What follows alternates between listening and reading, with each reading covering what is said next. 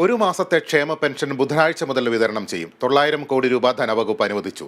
Pension വിതരണത്തിൽ 5 മാസത്തെ കുടിശ്ശികയാണ് അവശേഷിക്കുന്നത്. വിവരങ്ങൾ തിരുവനന്തപുരത്ത് നിന്ന് സൂര്യഗായത്രി നൽകും. സൂര്യ, ജനങ്ങൾക്ക് വലിയൊരു ആശ്വാസമായി ക്ഷേമ പെൻഷൻ വിതരണം ചെയ്യാൻ തീരുമാനിച്ചിരിക്കുകയാണ്. എന്താണ് ധനവകുപ്പ് ഇക്കാര്യത്തിൽ നൽകുന്ന വിശദീകരണം?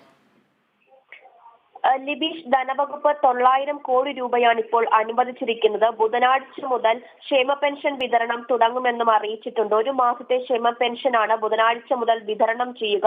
5 മാസത്തെ പെൻഷനാണ് കുടിശ്ശികയായിട്ട് നൽകാനുള്ളത്.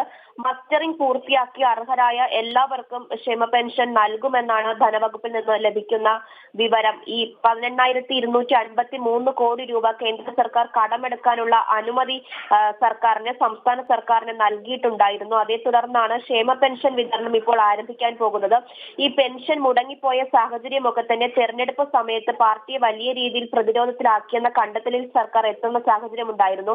അതേ തുടർന്ന് ഏപ്രിൽ മാസം മുതൽ ക്ഷേമ പെൻഷൻ മുടങ്ങാതെ നൽകും എന്നും മന്ത്രി വ്യക്തമാക്കിയിട്ടുണ്ടായിരുന്നതാണ്. പക്ഷേ അത് പാലിക്കാൻ കഴിഞ്ഞിട്ടുണ്ടായിരുന്നില്ല.